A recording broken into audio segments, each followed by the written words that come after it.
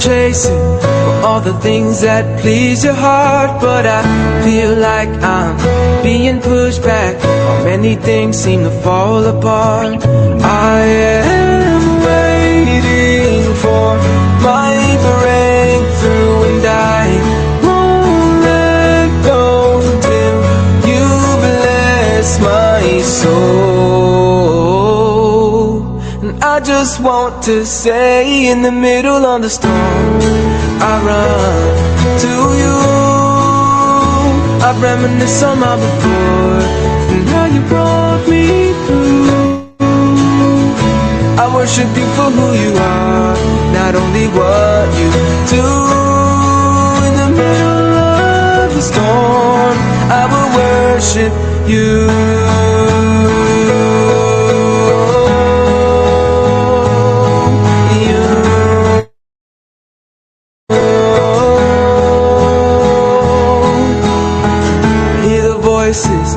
Many mockers telling me it's not worth the fight, but I keep watching, I keep praying while many slumber through the night. I am waiting for the sunrise to wash away the darkness of this world. And I just want to say, in the middle of the storm, I run to you. I reminisce on my before and how you brought me through. I worship you for who you are, not only what you do. In the middle of the storm, I will worship you.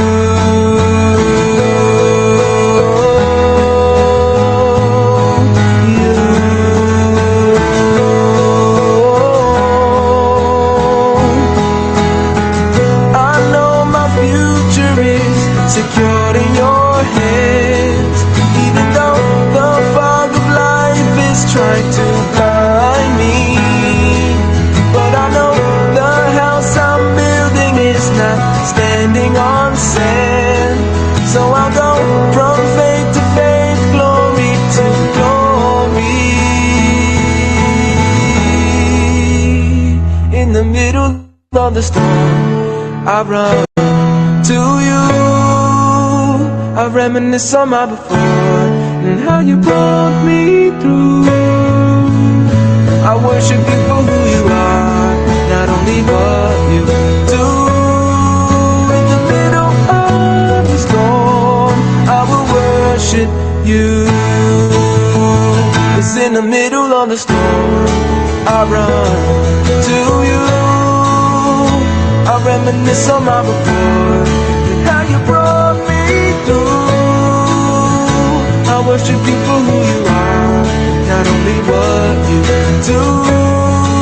In the middle of the storm, I will worship you.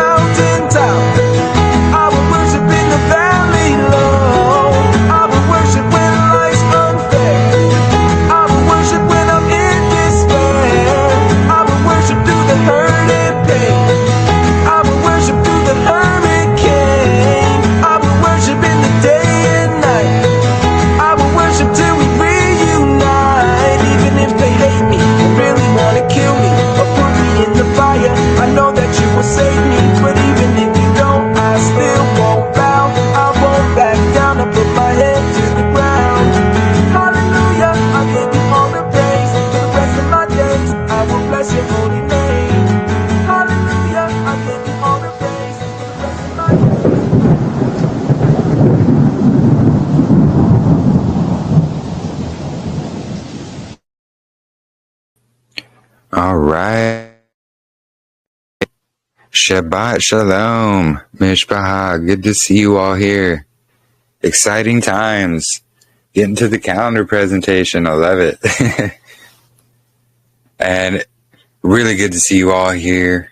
Sister Natalie, Marissa, Bobby, Heidi, Tracy, Jacob, Silas, Wendy, Brother Kelly, Jackie, Kayleen, Deb, Dwayne, and Sherry. Good to see you all here. You guys made it on time. So yeah, good stuff today. I know we're all excited to get into the presentation. And to start us off, I wanted to say a prayer. And then if you are ready, Marissa, after that, you can take it away.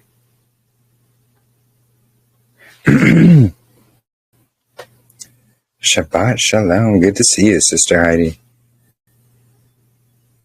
So, let me go ahead and start.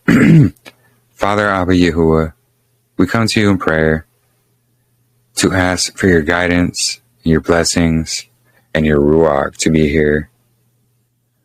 Please help those who still have questions to have their questions answered, and help those who don't quite understand yet, help them to gain an understanding through all the information we're going to share, especially about your word. And I also wanted to pray for a hedge of protection around this fellowship and everybody in the fellowship. I wanted to pray for all of us who are struggling through the different trials or tribulations, the sufferings, sicknesses, stresses, burdens, whatever it may be. We truly all need your help, Father. And thank you for having us, allowing us to all have each other as well. And I pray all these things to you in the name of Yahusha HaMashiach. Let it be so.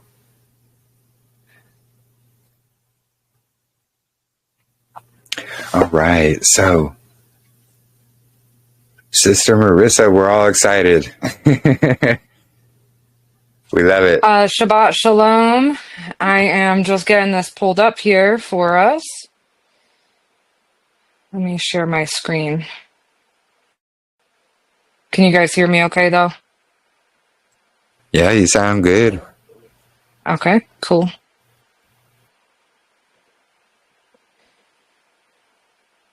Okay. So I know this might take a second to load.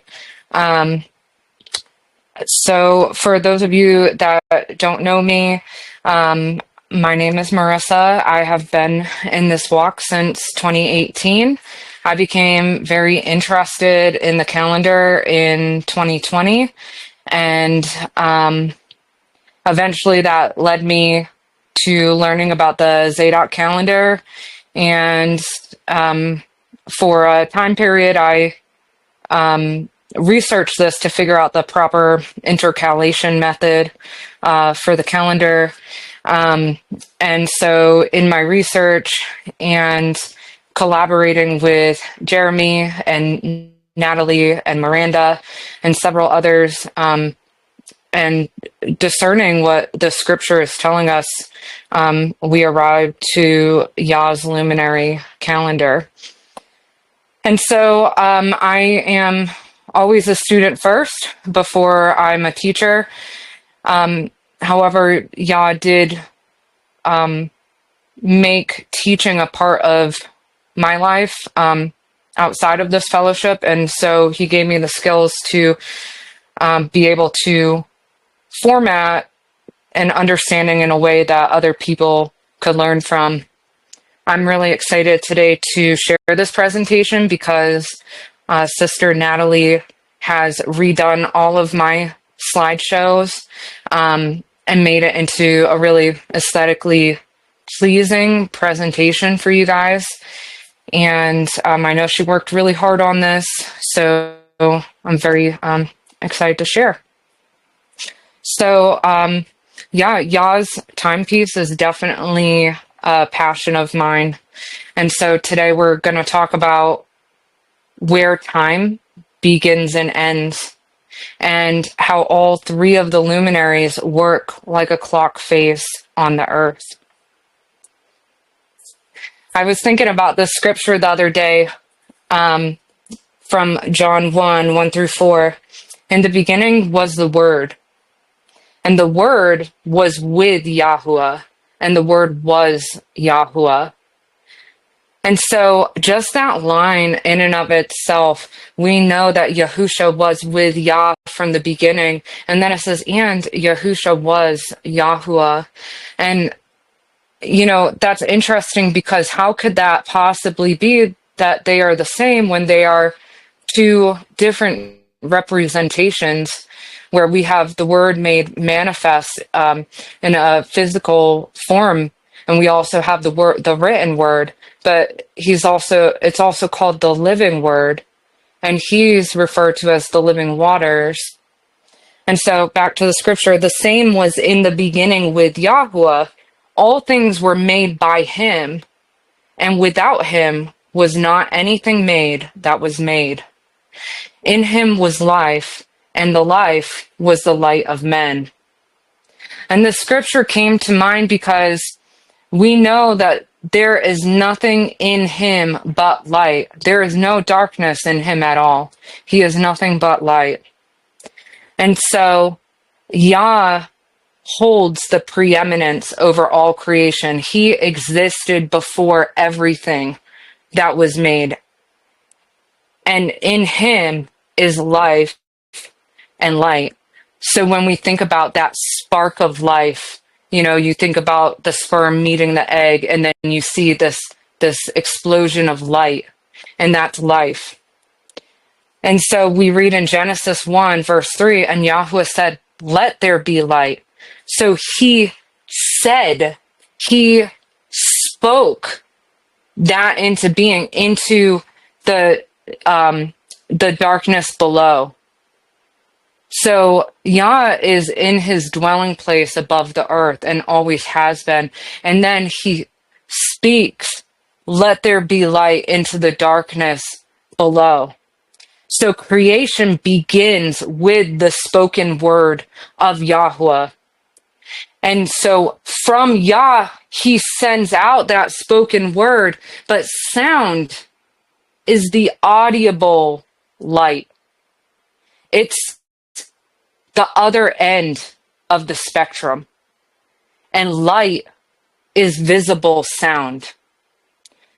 Light is an electromagnetic wave that at the opposite end of the spectrum turns into a electromechanical wave, which is sound when it's collected in water. And we know Yah hovered over the face of the deep, the waters below. And so when he spoke, that light comes forth from him and becomes sound when it's collected in water. And that is what makes up our whole fabric of creation. From the beginning, creation carries that structure and that rhythm and that order. It's frequency that produces form, and vibration produces the visible design.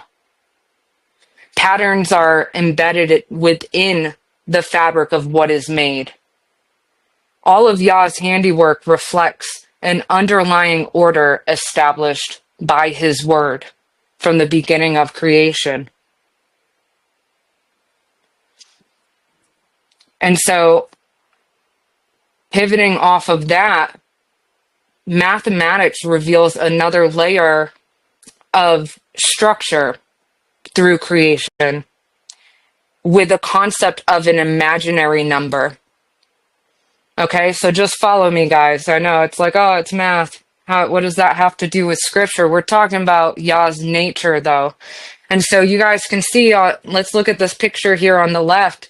These little circles, these spirals are that golden ratio that we hear of, and we can see these spirals in all of Yah's design all throughout nature. So we see it in our human body, we see it in our fingerprints, we see it in the rings on a tree, we see it just in the weather here. We can see how like tornadoes are that vortex, or you can have a magnetic stirrer and put a cup of water over it, and it'll create that vortex of water. So it's all this dimension of rotation that's throughout all of creation. So mathematics reveals why that is so. And it's because of this concept of an imaginary number.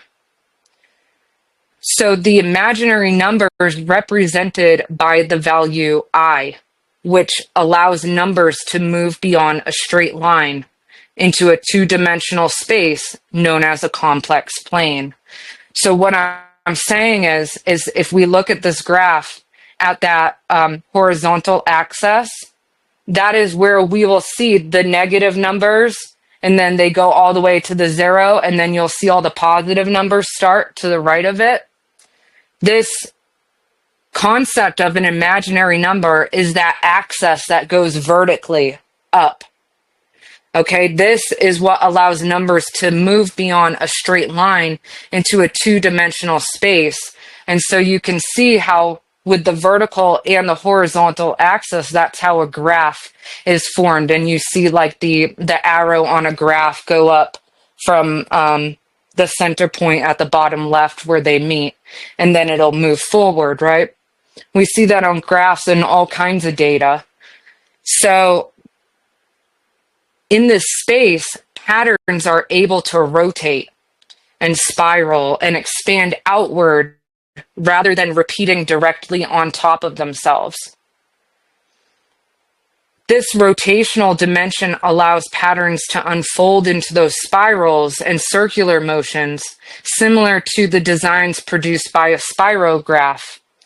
A spirograph, if you guys remember when we were little in school, they'd give us those, they're like plastic circles that you put your pencil in and you spin it around and around and around, and it creates this pattern. But it doesn't repeat directly on top of itself. There's a pivot point in the pattern that turns it into the next part of the pattern. And so then you get this cool, like, hexagonal looking, pencil drawing on your paper from using that spirograph. And so this is what I'm talking about with that rotational dimension. Instead of simple repetition, the pattern pivots and extends into new directions, creating layered geometry. Through this mathematical principle, ordered growth can transform into dynamic motion and expanding structure. So think about how a rose expands from the inside out, and it expands outwards like that. A spiral in creation reflects Yah's continuous cycles, where each layer builds into the next, revealing both order and his presence in the spaces between. So we read in Psalms 33, by the word of Yahuah the heavens were made, and all their host by the Ruach of his mouth. Psalm 136:5, to him who by wisdom made the heavens, for his love and commitment is everlasting. In Proverbs 3:19, Yahuah by wisdom has founded the earth, by understanding he has established the Shamayim, the heavens. And so we can see a couple of these examples in nature in creation of Yah's nature. And we can see that succulent flower from the inside out, it expands outwards. But it is all these little petals side by side like that. The pattern has to continue to be able to expand to the next petal. Where if this weren't a thing that we can see with this golden ratio, those Fibonacci sequences, we wouldn't see these patterns in nature the way that we do. But it's in that space between that we see Yah himself as that glue that holds everything together. Colossians 1:16-17 says, because in him were created all things, all that are in the heavens and that are on earth, visible and invisible, whether thrones or rulerships or principalities or authorities, all have been created through him and for him, and he is before all, and in him all hold together. That word at the end, in some versions it says, and in him all things consist.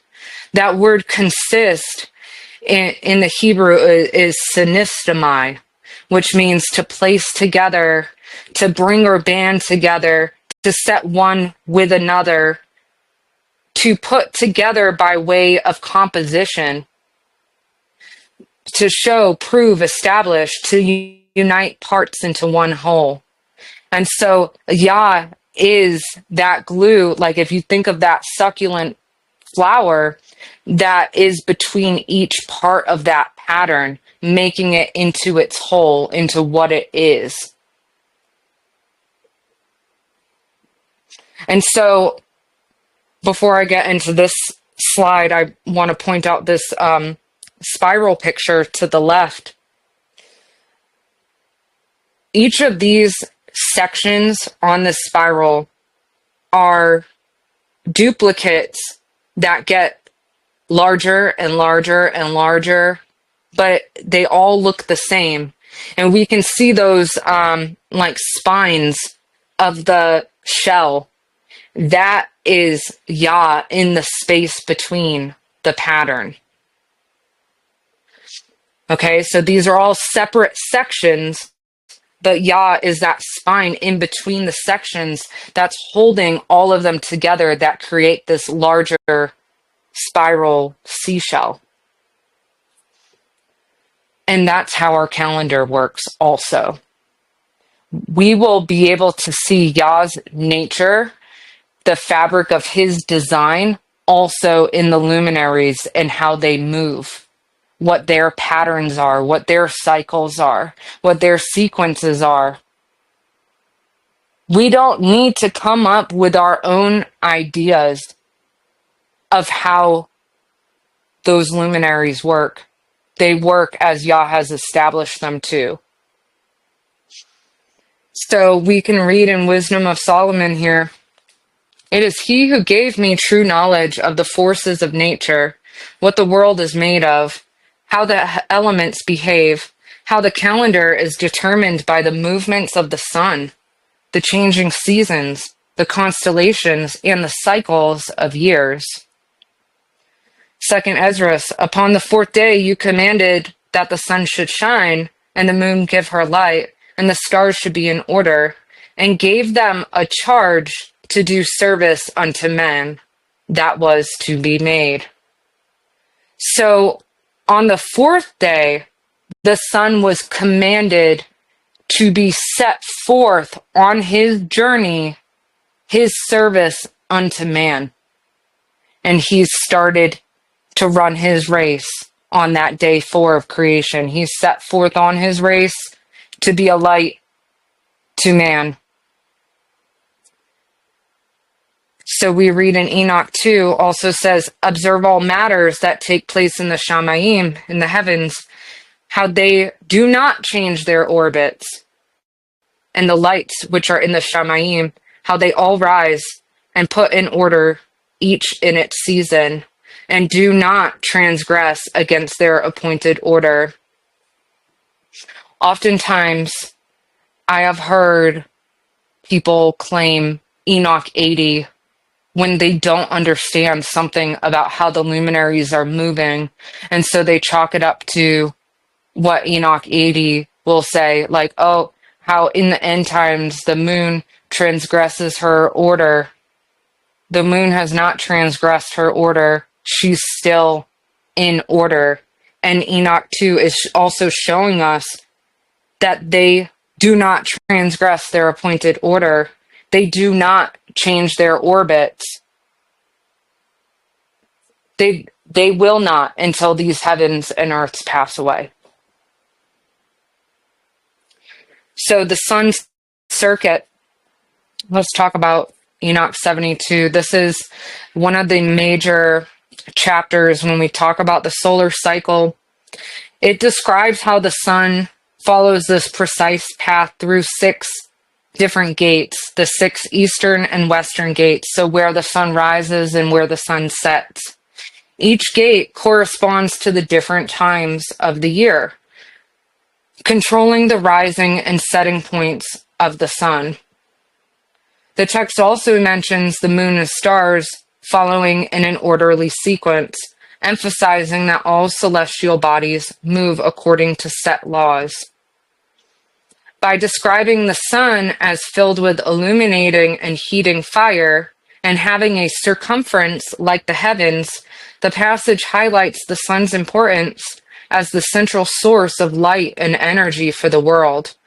This system ensures regular seasons, consistent days, and a balanced calendar.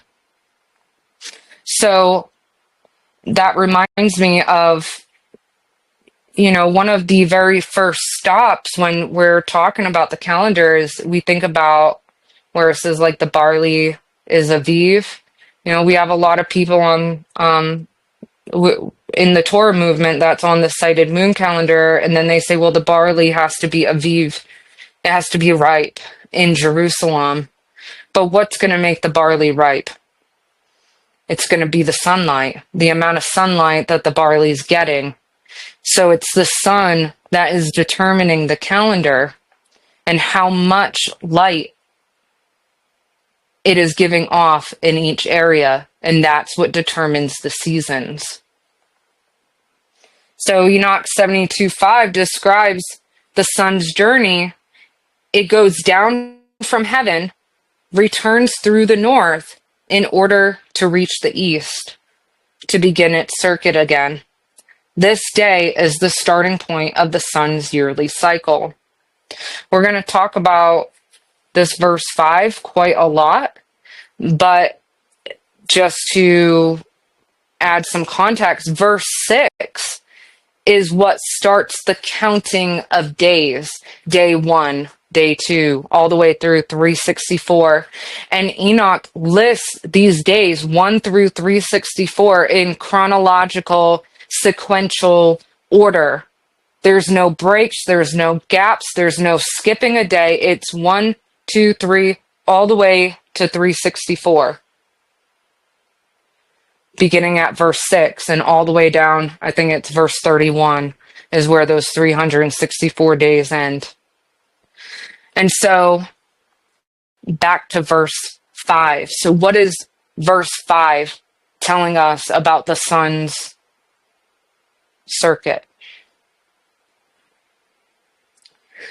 I believe that Psalm 19 gives us a good insight to what it may be talking about.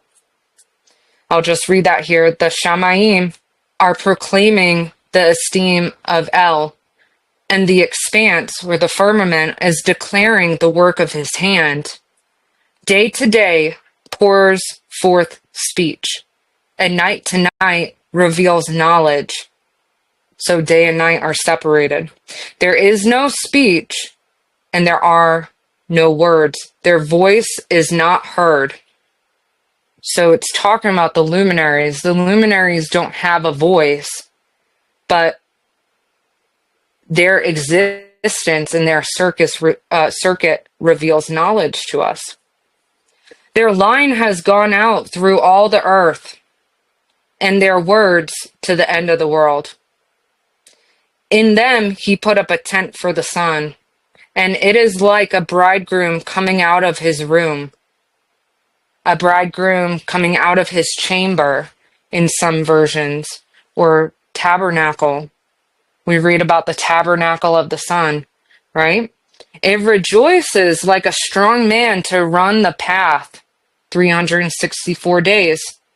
Its rising is from one end of the Shamayim, and its circuit to the other end, and naught is hidden from its heat.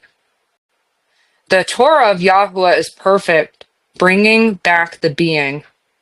The witness of Yahuah is trustworthy, making wise the simple. Yah's calendar is very simple. The orders of Yahuah are straight, rejoicing the heart. The command of Yahuah is clear, enlightening the eyes. The reverence of Yahuah is clean, standing forever. The right rulings of Yahuah are true. They are righteous altogether. And so we know that Yah's nature, well, is righteous. We know that he reveals that straight and narrow path to us. And so I'll come back to that momentarily. But this slide is an overview of how the calendar works. We have 364 days that we are told to number between months 1 through 12. There are 52 weeks in a year. So 52 times 7 is 364. There are 12 months in a year. 12 months mentioned by Enoch. We also see that number 12 all throughout Scripture.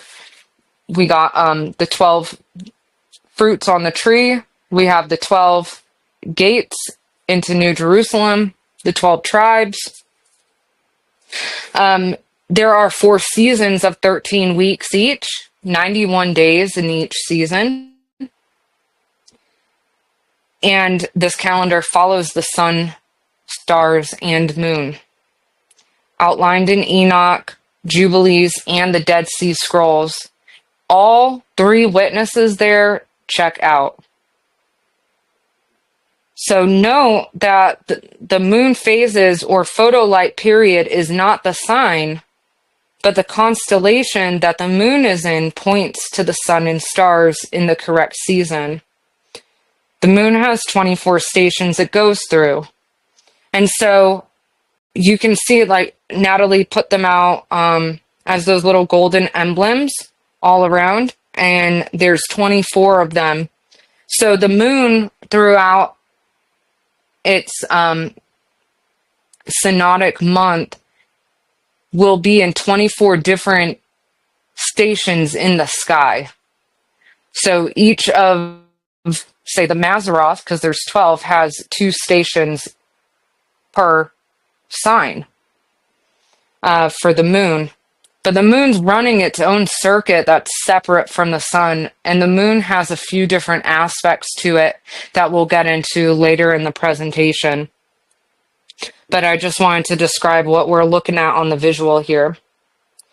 The equinox day, day 365/0, or on a leap year, 365, 366/0, resets and divides the previous year from the next year.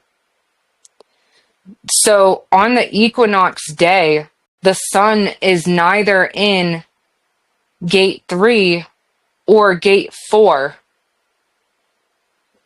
It is riding right on that line between the two, and this is why it makes that straight line shadow for us. Also symbolic of Yah himself as the head of days, as the beginning and the end, the Aleph and the Tav, that hold the years together and divide them at the same time.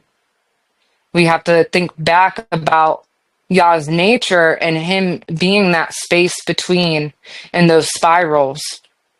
So we have a pattern here of these 364 days, 4 seasons, 30-day months.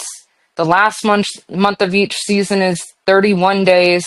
That's the pattern. But for it to replicate, to turn from one pattern of 364 days into the next pattern of 364 days, there is a pivot point. And that pivot point is Yah himself. That pivot point is that vertical axis on that second slide that we went through, that imaginary number.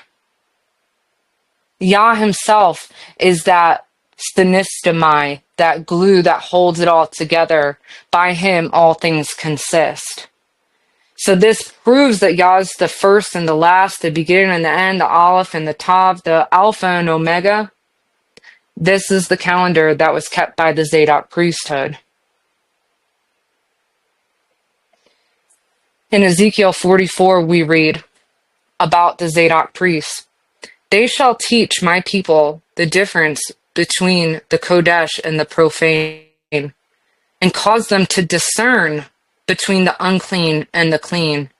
In a dispute they shall stand as judges, and judge it according to my judgments. They shall keep my laws and my statutes in all my appointed festivals, and set apart my Sabbaths. The calendar preserved in the Dead Sea Scrolls reflects the meticulous work of the Zadok priesthood, the scriptural priestly lineage charged with upholding the Torah, the Shabbats, and the Moedim, the appointed times. These scrolls discovered at Qumran represent a restoration effort by a faithful remnant, likely priests descended from Zadok, the high priest under David and Solomon, who rejected the corruption of the temple system in Jerusalem. Yah's ordained priesthood was usurped, and they fled to Qumran.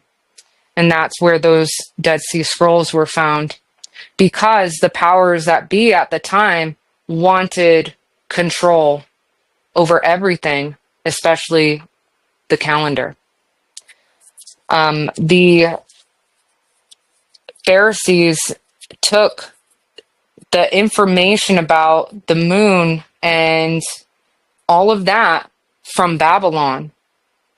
And so they wanted to implement their lunar calendar, but they couldn't do that while Yah's priesthood was in the temple. And so they had to usurp those priests. And actually, I did read, I think I have Ken Johnson's book on the Dead Sea Scrolls, where he's talking about how when they put their priests in charge, when they would go to do Day of Atonement, the priests would go in, every priest kept getting killed because it wasn't the right day, is what I'm thinking. They were not upholding Yah's appointed times accordingly.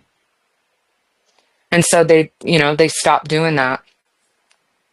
And so, where am I? The priesthood took seriously Ezekiel's vision of the end times temple, where only the sons of Zadok are permitted to draw near to Yahuah and to judge disputes concerning Torah and the calendar. The calendar they preserved reveals a solar-based system structured to maintain the divine order of time. And so, if you're interested in learning more about the Zadok priesthood, Jeremy put out a book recently, and I know it's available on Amazon. And so, okay, so going back to the sun's sign, or the great sign that we hear of in Jubilees, is the equinox day itself. That's why we're looking for that straight line shadow where we are. We're able to track this and witness the outgoing of the old year and the incoming of the new year, because the day before the equinox, that line is going to be curved in one direction, and the day after the equinox, the line is curved in the opposite direction, which reminds me of that graph right at the beginning where we're talking about the negative numbers on that horizontal scale. You have those negative numbers, and then you have the 0, and then it goes to the positive numbers. So that 0 divides the left from the right. It divides the old year from the new year. And again, that's that pivot point in the pattern from one year into the next year. It divides it and holds it together all at the same time. So if you want to do more in-depth study on your own after today, I recommend taking some screenshots of these slides that feature different scriptures that you can read into more. If I read every single one, it'd make this presentation too long. So we have a few from Enoch right at the top here. And then Jubilees 2 witnesses to the sun's path, marking the Shabbat, the months, the days, the feasts. Psalm 5, 8, and 19 tells us that the sun is like a bridegroom coming out of its chamber to run the path. The equinox day is this chamber day. So Psalm 19 says he is like a bridegroom coming out of his chamber. So what is the chamber? If we think about that, like what everything was made from what? From Yah himself. Yah himself is that chamber. Through him, all things were made. And so the equinox day is this chamber day when the sun is on the equator. And on the fourth day, he created the sun, moon, and stars and placed them in the expanse of the Shamayim to give light upon all the earth and to rule over the day and night and divide the light from the darkness. And Elohim appointed the sun to be a great sign on earth for days and for Sabbaths and for months and for festivals and for years and for Sabbaths of years and for jubilees and for all seasons of the years. And it divides the light from the darkness for good, that all matters may thrive, sprout, and grow on the earth. These three kinds he made on the fourth day. And so, yeah, he sends the sun forth on his path, that fourth day. Okay, so I'll read the scripture again for us. On the fourth day, he created the sun and the moon and the stars and placed them in the expanse of the Shamayim to give light upon all the earth and to rule over the day and the night and divide the light from the darkness. And Elohim appointed the sun to be a great sign on the earth for days and for Sabbaths and for months and for festivals and for years and for Sabbaths of years and for jubilees and for all seasons of the years. And it divides the light from the darkness for good, that all matters may thrive, sprout, and grow on the earth. These three kinds he made on the fourth day. And so, as we read in Psalm 19, Yah sets the sun forth from his chamber as a strong man to run the race on the fourth day of the week. And so each of these spirals represent the years.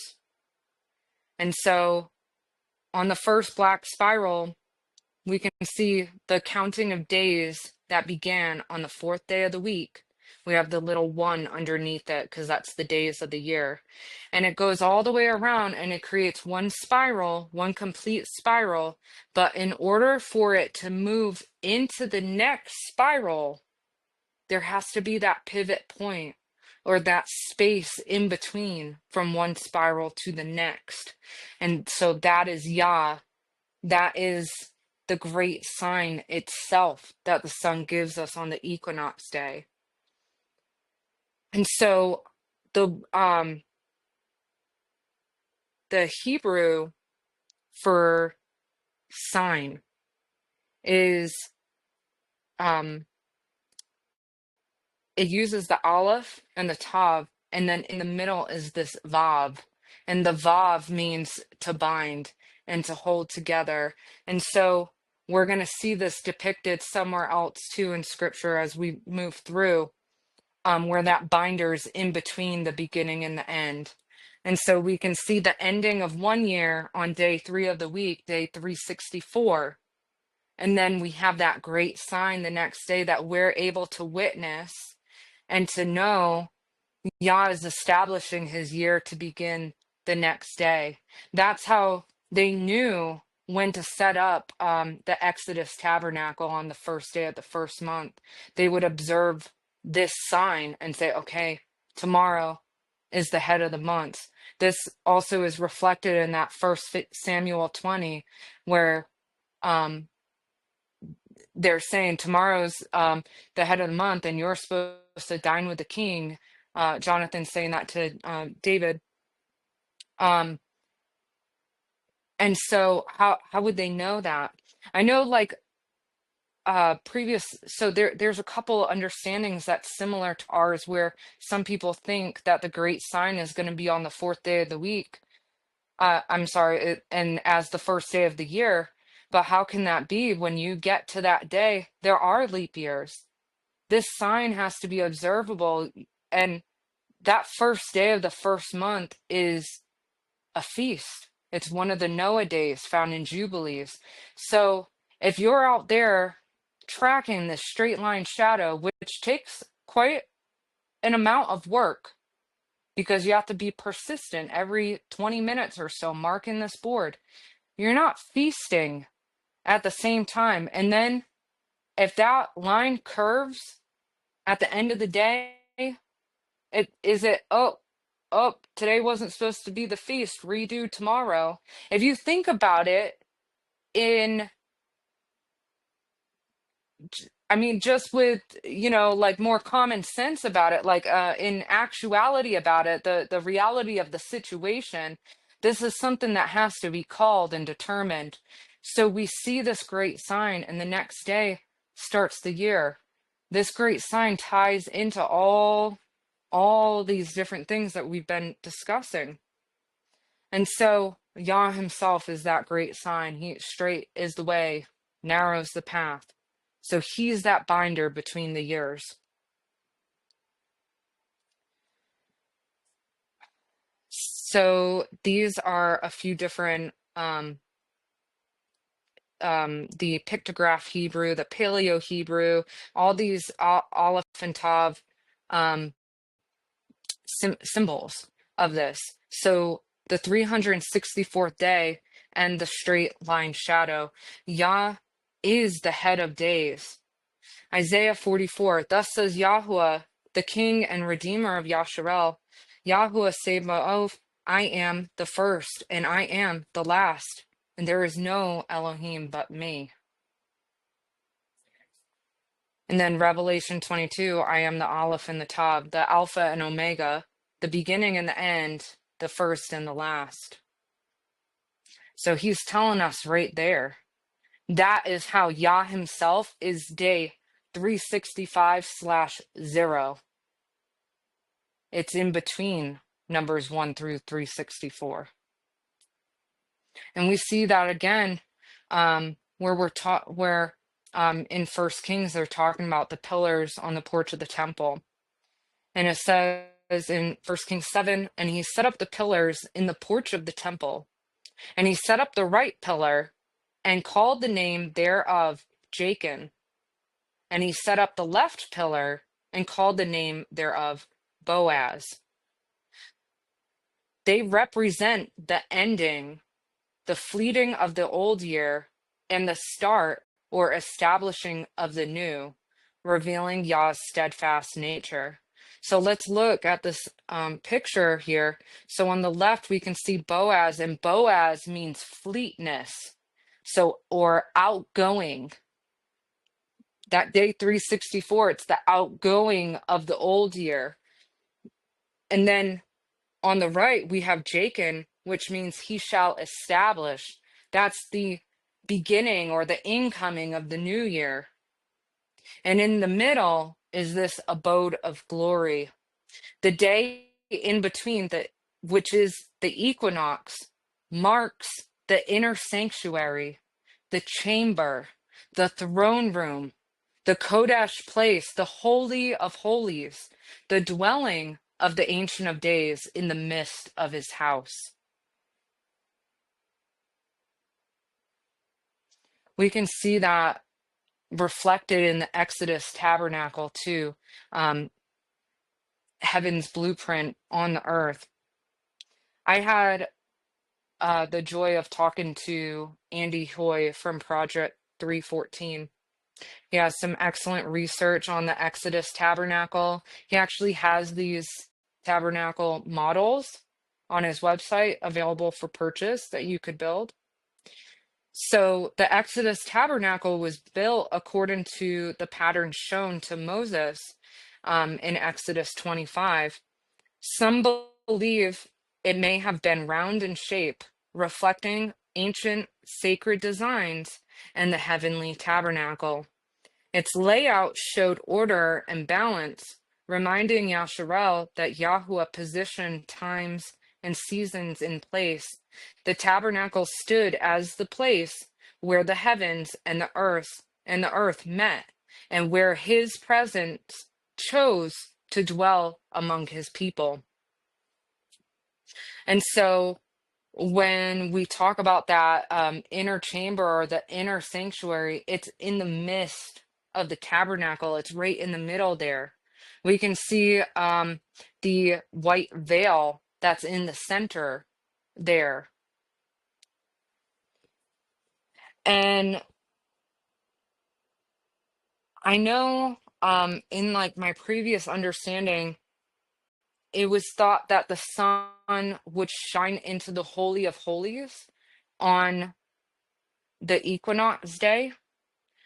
Exodus 26 described the curtain that separated the Kodesh place from the most Kodesh place. This veil prevented any direct sunlight from passing through the entrance pillars into the inner sanctuary. There are no scriptures suggesting that the curtains were ever parted, since only the high priest was allowed into the most Kodesh place once a year. If natural light reached the chamber, it would have been faint and scattered through the coverings. Some suggest that at solar noon on the equinox, the sun's rays could have entered from above through the smaller northern opening at the top, but this remains uncertain. And so there is nothing in scripture that suggests that the sun shone into the Holy of Holies. There's no proof anywhere of that, or that it even could, because of the veil. There were multiple veils in the way here. And so that was a large part of that discussion I had with Andy Hoy in all of his studies about the tabernacle and how it was built and everything else. I asked him, could light have been shown into that inner sanctuary? Most likely not, or it would be a very faint light. Okay, so yet beyond the physical structure, the tabernacle pointed to something deeper than light and shadows. It revealed how Yahuah himself chose to dwell with his people. And here's a few more scriptures you might want to look up about this. I did a study on Yah in the mist, and how he's in the midst of his people, in the midst of the earth, in the midst of the heavens. He's in the middle. He is the center of it all. To understand the calendar and where time truly begins and ends, we must understand the north, where Yahuah is, where his throne is, and where he dwells in the mist. And so going back to that Enoch 72:5, it says, and the sun traverses to the north in order to return to the east. These are two witnesses here. How can the sun traverse north and also return to the east at the same time? So that's the question I'm going to answer. Let's first establish the different ways that we can view what north means. North changes meaning depending on the plane. In the transverse plane, it is one of the quarters of Earth, while in the sagittal plane, it is an upward direction into the Shamayim. So if we look at that graph on the right, this is a mirror image of that first graph in the presentation with the imaginary axis. The imaginary axis is the things that are unseen, is the things that are invisible. It is the spirit, where that horizontal axis is the physical. Okay. And so Enoch tells us there are 3 parts to the north. We live in a 3-dimensional world. So how can this be? We have transverse north, which is cardinal north. It's oriented like map north on the surface of the earth. It lies flat in the same plane as east, west, and south. It represents direction across the horizontal ground plane. It's like if you were sitting here and you said to your friend, "Where's north?" And they pointed and they said, "That way." This is transverse north. Okay, because you're pointing your arm out, for me, it's to the left, and you guys can't see me talking with my hands. Um, but I'm pointing my hand to the left here. That is north. It is that way, and it's on the same plane as I am. It's a directional signal. This is transverse north. And then we also have sagittal north, which is true north. It is oriented upward, north towards the sky. It moves vertically away from the Earth's surface, and it represents direction across the vertical plane. So if we're talking about the vertical plane, we point upwards for north, we're south, downwards, below our feet. Again, north changes meaning depending on the plane. And lastly, there is the place that compasses all point to, which is magnetic north. This is defined by the Earth's magnetic field pointing towards the planet's center. It determines compass orientation and guides navigation. It differs from cardinal north, which is fixed on maps. It represents a directional line through the Earth connecting surface points with the magnetic core. And it helps explain why compass readings do not always align with the northern quarter of the Earth. And so when we think about magnetic north, we think of this picture and the North Pole on the biblical Earth, at the center of the Earth, in the midst of the Earth. And south is all the outer edges. There are 3 parts to the north. And the north is Yah's abode, his abode of glory. Yah in the mist, his throne. Jubilees 8:19. And he knew that the Garden of Eden is the most Kodesh place, the Holy of Holies, and the dwelling of Yahuah, and Mount Sinai, the center of the desert, and Mount Zion, the center of the navel of the earth. These 3 were created as holy places facing each other. And so these are all parts of the north. So just to recap, sagittal north is the true north, is upwards in the heavens, like Polaris, where the North Star is in the center of the firmament. And then we have transverse north, which is cardinal north, or the northern quarter. We can see it here on the map, is Mount Sinai. And then magnetic north is the center of the earth. And we have this Rupus nigra.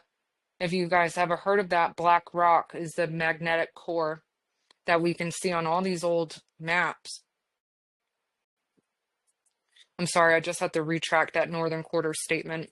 I was already going on this slide in my head.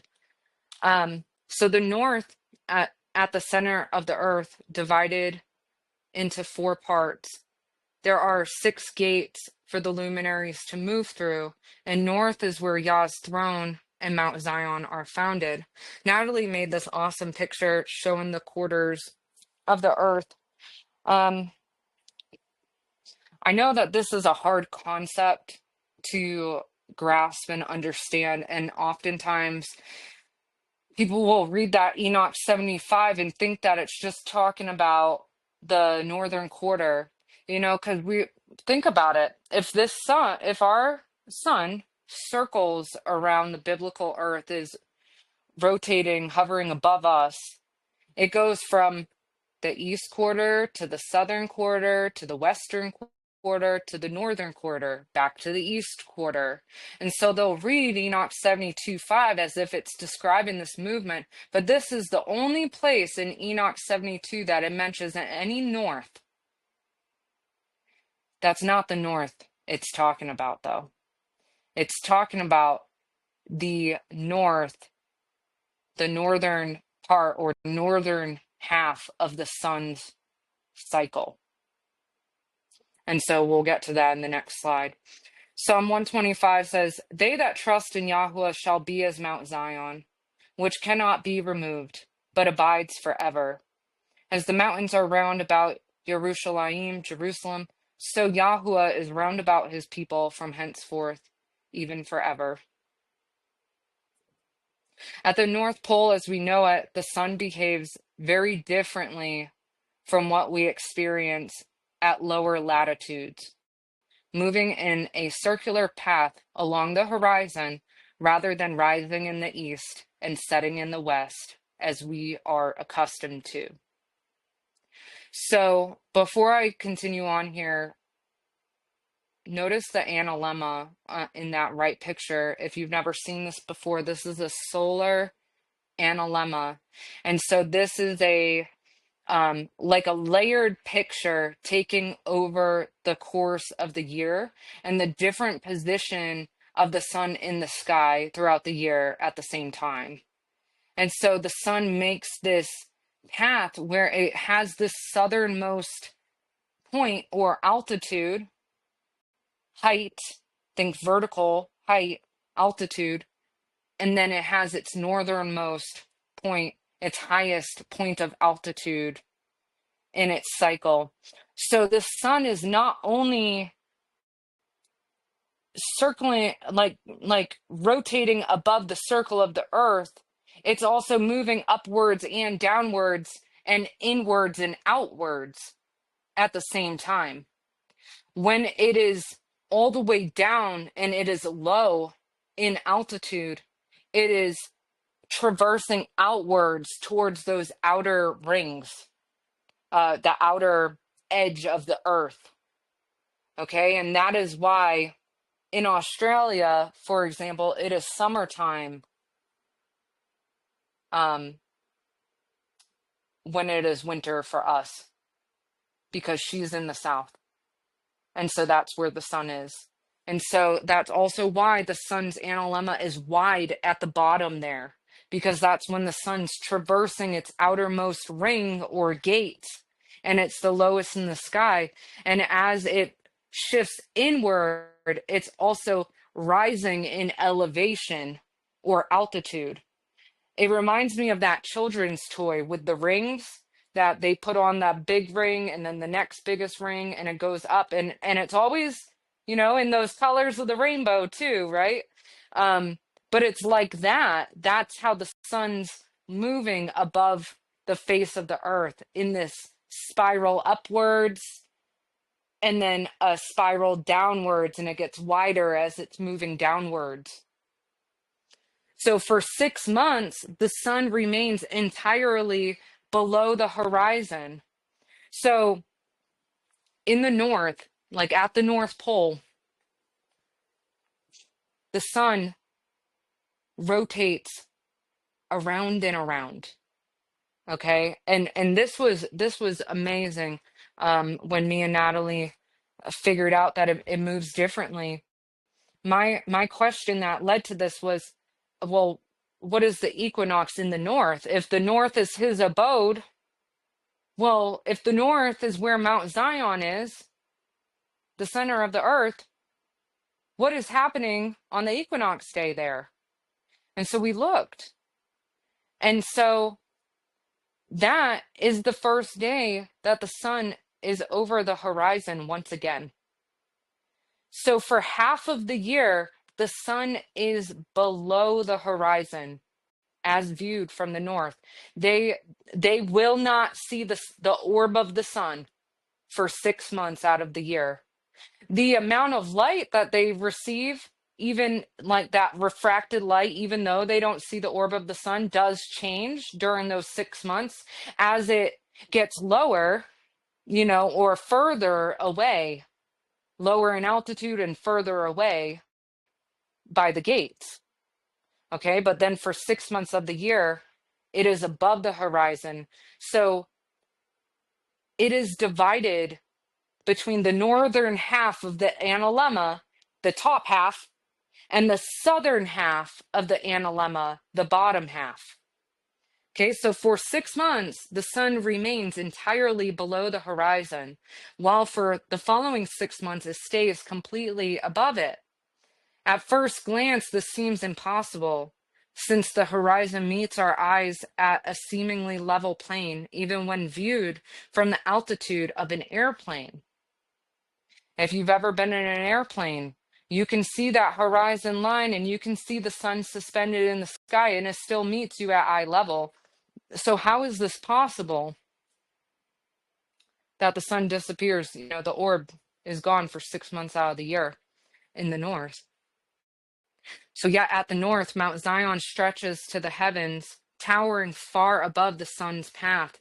From this esteemed vantage point, the extraordinary movements of the sun can be seen, revealing the exact day the sun has moved northward in its cycle. This is how the sun traverses northward and also returns to the east at the same time.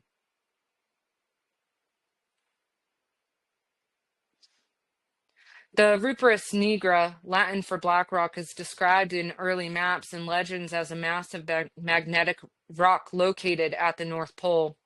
Medieval and Renaissance cartographers believed it to be a central feature of the Arctic, sometimes said to be surrounded by a whirlpool or encircled by several large islands.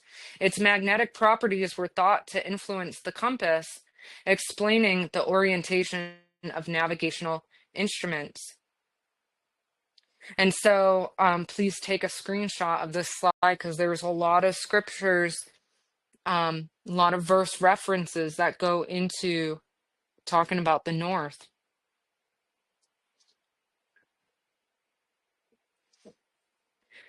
So Enoch 77, 3 through 4 divides the north into 3 parts.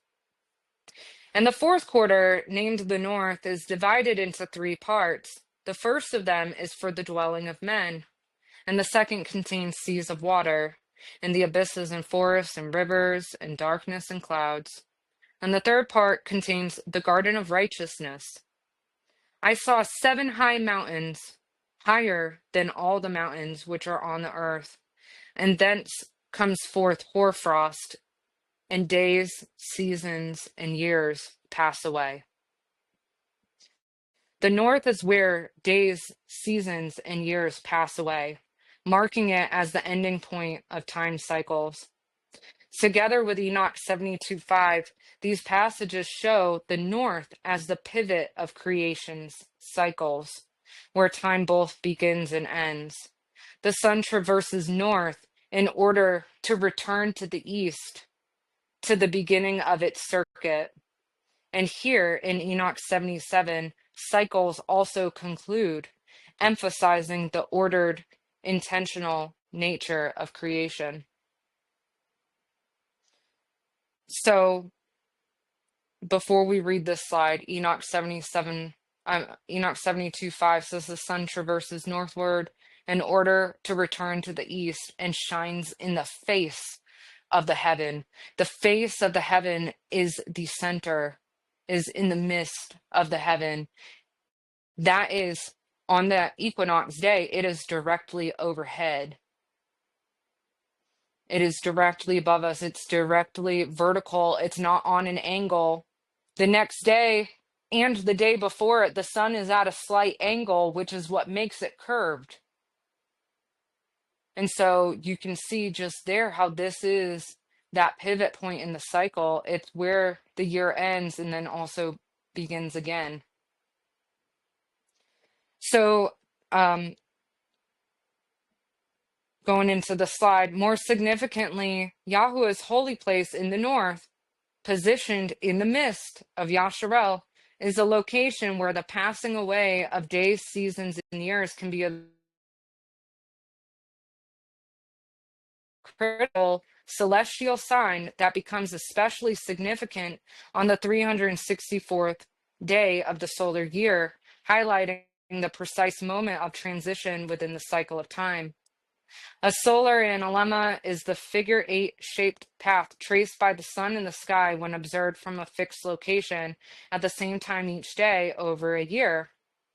On the 364th day of the solar year in the north, the sun reaches a precise position, half above and half below the horizon.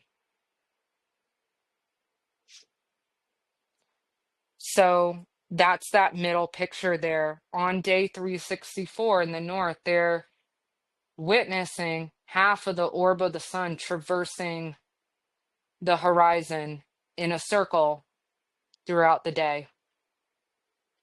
And the next day is the head of days, is the day that the sun has again traversed northward. Enoch 72:5. It simultaneously returns to the east because for the rest of us on earth, the sun rises at 90 degrees east and sets at 270 degrees west. So vertically, the sun has traversed northward. Horizontally, the sun has returned to the east.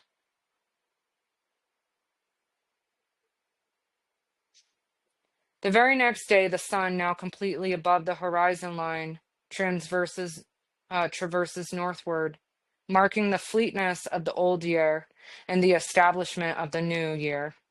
On this day, many on earth will observe the straight line shadow, a celestial sign to Yasharel of the head of days. In this way, the sun continues its return toward the east, and the following day begins its next circuit along the curve of time at the renewal of the solar year.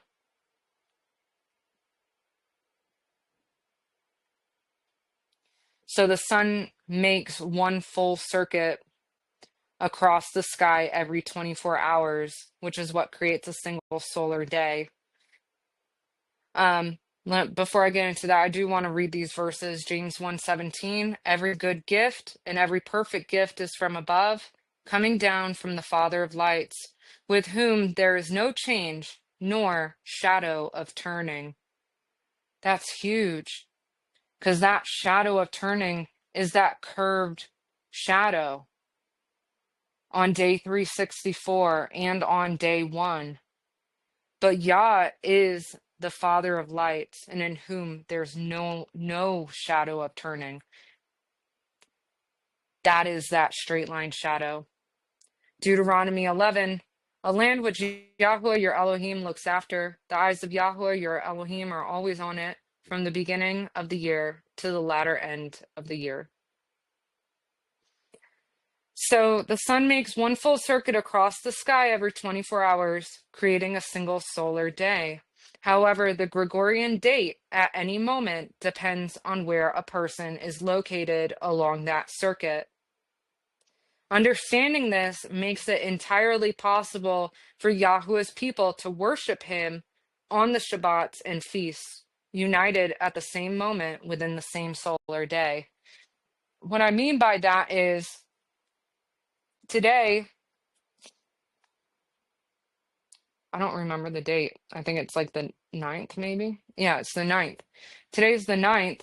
Right in this moment, for me, on the Gregorian calendar, today is June 9th. But for Jermaine in Australia, it's June 10th. But it doesn't make us not sharing the same moment, because we are. We're both sharing the same moment in time, and we're talking together at the same time, even though in her country, it says June 10th on her calendar and it says June 9th on mine. But we are sharing daylight hours. Not many, because she's all the way across the year. I think the world, I think it's like 6 hours of daylight that her and I are sharing.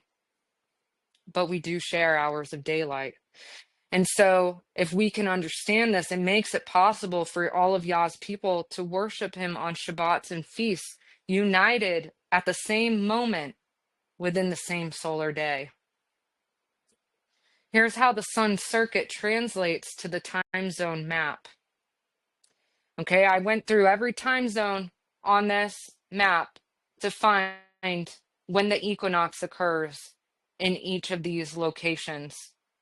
And this is where the sun starts in the eastern quarter all the way to the right, which is kind of funny how this is like from right to left, the way Hebrew is read.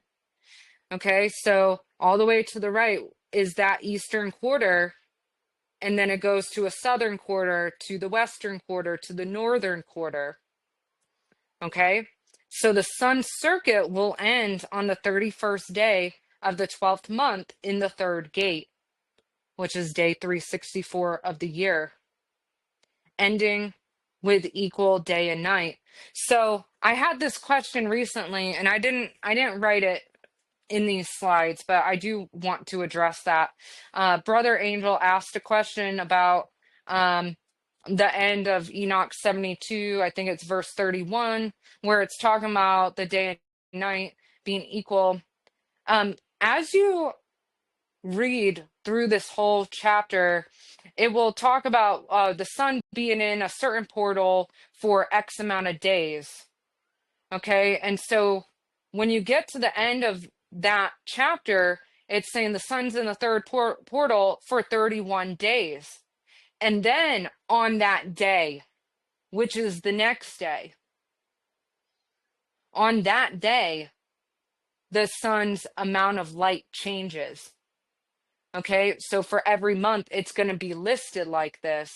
I had a write-up that I did in response to him that I can't open it right now while I'm doing a slideshow, to point out some of the verbiage that's like earlier in the chapter.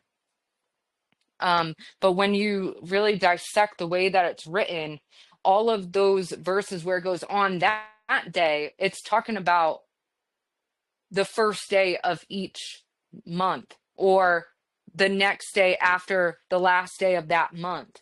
So when you get all the way to the end of Enoch 72, where it says 31 days in the third portal, it goes, and on that day, the night is equal to the day, and the year is completed exactly in 364 days. So the year was complete on the 31st day of the 12th month. And that next day, the is that equal day and night, which is the equinox day. Now I have thoughts and information about like the equal lux. That was a point in my calendar journey and something that I've looked into. I'm happy to answer any questions about that, but I'm not going to go into it right now. So, okay, so continuing on the slide, the sun will be on the equator for the chamber day, so the equinox, and travel through the quarters east, south, west, north. This is the day the orb of the sun will return and a sunrise will be seen in the north. In 2026, the equinox occurred on the Gregorian 320 and 321. So for those of us to the right 2/3 of this map, the equinox occurred on 320. But to those to the left third of this map, the equinox was on 321. Okay, so the sun's solar cycle is one full 24-hour period, but looks like different dates. So here are the 2026 New Year's Day, depending on your location. So our New Year's Day was March 21st, and for Jermaine, it was March 22nd, but it is the same moment in time together. When she's celebrating the head of the year, so are we. Our Gregorian dates are just different, and that's just the illusion. It's the deception to hide all of this.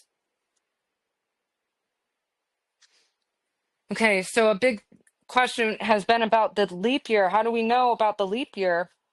It's important to always begin the year on the day after the great sign and to number our days from there. So, yes, this means witness the great sign in your location. Track the equinox. Track the equinox wherever you are. Mark the shadow.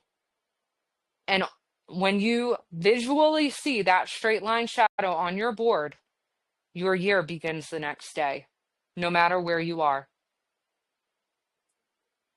We can see when the true leap year occurs in the north because there will be a second day that the sun is on the horizon line.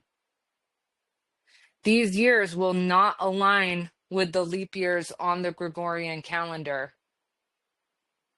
They do not align with it. And so this is very specific to the leap years, and this is for 2026. We can see day 364, which is typically half up, half below the horizon, right? But it is partially above the horizon on day 364. And then still the next day was partially above the horizon. They did not see the full orb of the sun in the north because there was a leap year until 320. And so we can see on that right side the great sign, the first day that the full orb of the sun has returned northward and has also returned to the east. So this was a leap year that we just went through. Now on the Gregorian calendar, the leap year is in 2028. And that's when man has decided to insert a day into the calendar. It's not based off of the movement of the sun. They've determined that. We're determining when the leap year is based on the sun. Okay, Enoch 5, in all his works go on from year to year forever, and all the tasks which they accomplish for him. And their tasks do not change, but according to how Elohim has ordained, so it is done. Yah is the one controlling the luminaries, not man. And so this chart was created based on the Midwest sighted equinox, which can be verified in stellarium with the atmosphere turned on. Around the founded Earth plane, the equinox can be sighted, so you can verify at your location. And so we can see the leap years here in green, showing 2022 was a leap year, 2026 was a leap year, and 2030 will also be a leap year. Please screenshot this if you were on that right 2/3 side of that map, because these are our dates. Where our day one, Tekufa, the head of the season, was on March 21st this year. And so when you look at the cycles of the years, though, you expect to see 321, 321, 321, and then 320, for example, because we know the leap year is every 4 years. But because the luminary's leap year is offset from the Gregorian leap year, it makes these dates appear 21, 21, 2020. It looks like it's like 2-year cycles, but it's not. It's just because Yah's leap year is offset from the Gregorian leap year. And so I did add up all the days between all these years to make sure the counting of days was correct, 1 through 364. Natalie made this awesome calendar. I'm sure she has the PDF of this available to print out that shows all the days of the year. And she's got the equinox or the great sign in yellow at the beginning and end of the year. And the equinox day does not hold a weekday. It is not tied to creation week. The only thing that resembles that is how the Zadok priests started their year on day 4 of the week.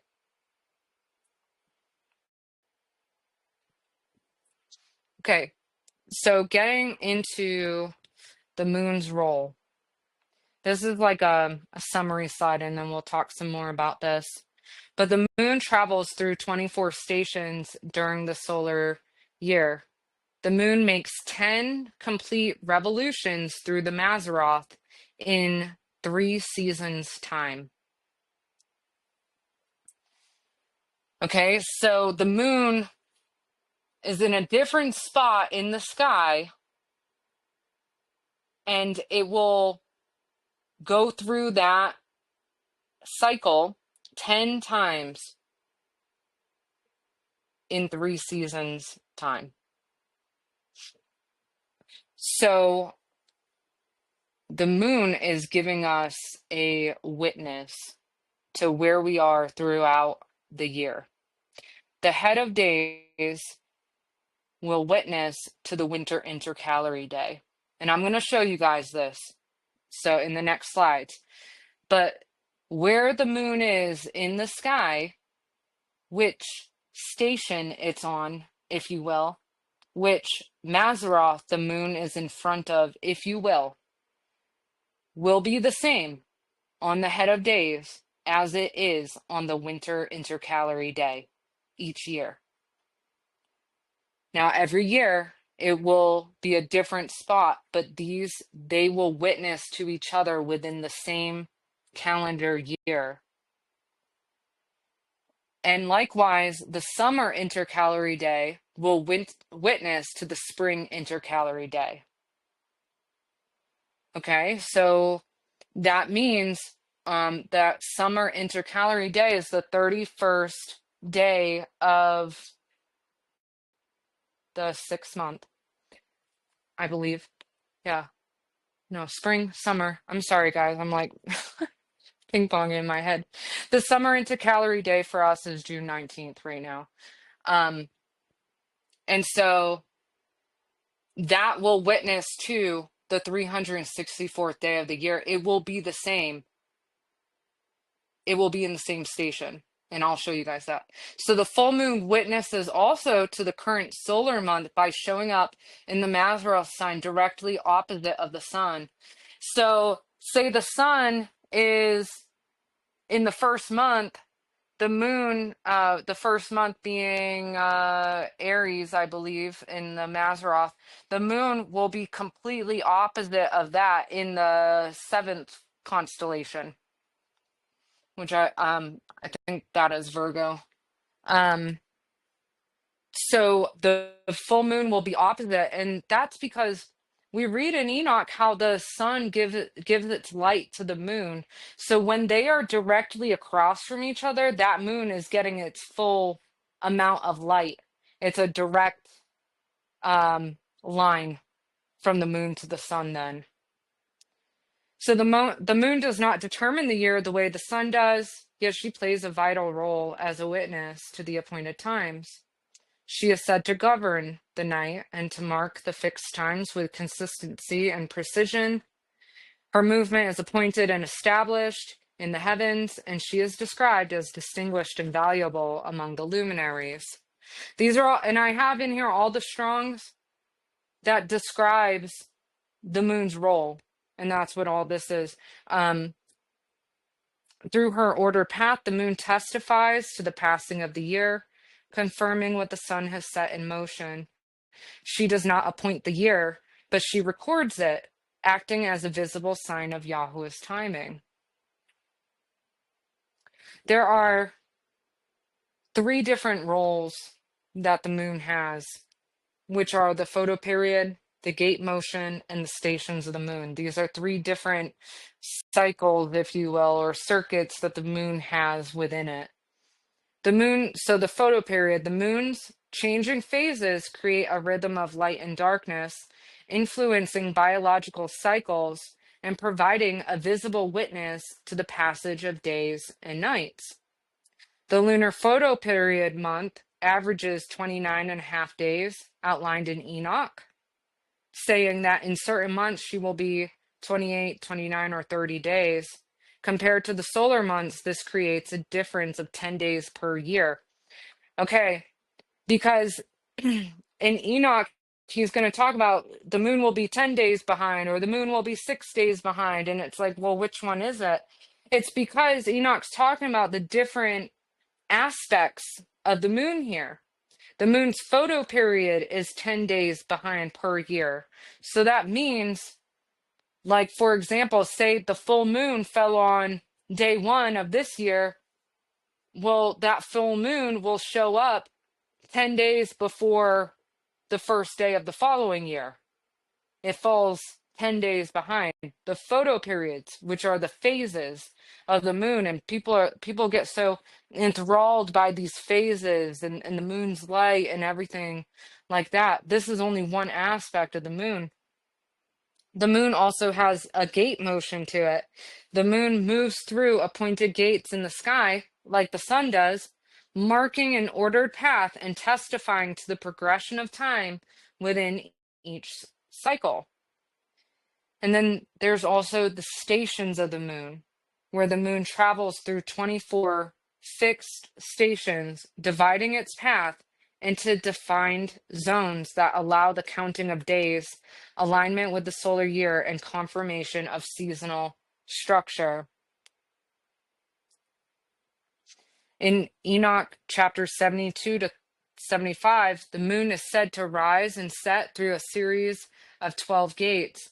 These gates mark the ordered path by which the moon enters and exits the sky each day and night, bearing witness to the progression of time and rhythm in the month. So this is like the horizon line. In these pictures, the gentleman's name was Colton, I believe, that talked about the gate motion of the moon, and these pictures were from his presentation. So it's showing the different gates or the different portals, like how the sun moves through, because the sun moves across the horizon as well. So we have the eastern windows and the western windows, if you will. So the gate motion refers to the movement of the moon through its appointed gates in the sky, as described in the book of Enoch. The moon's motion through the gates averages about 29 days, creating a yearly shortfall of about 6 days compared to the solar year. This is distinct from the moon's photoperiod, which is its waxing and waning cycle, which falls behind by about 10 days each year. Both cycles reflect Yah's appointed order for the moon, but they progress at slightly different rates. So the phases have its own cycle or circuit. The gate motions also have its own cycle or circuit. And so do the stations. So in Dead Sea Scrolls 4Q 318, it refers to the stations of the moon. The stations of the moon refer to the fixed checkpoints or divisions the moon passes through on its journey across the sky, reflecting structure and order as described in ancient texts. The moon moves through 24 fixed stations, which are 15 degrees each of the 360-degree firmament, right? And it moves through these 24 fixed stations in a 27.321 day cycle. So after 10 complete revolutions through these stations, the total time is approximately 273.2 days, which corresponds to the 391-day solar seasons. This allows us to use the moon's motion to accurately track the year and its seasons. From studying the station patterns, 2 key truths emerge. The head of days aligns with the winter intercalary day. And the summer intercalary day lines up with the spring intercalary day, which is the 364th day of the year, and the last day the sun remains in the third portal, as described in Enoch 72. These intercalary days serve as divine markers that maintain the perfect balance and order of the year.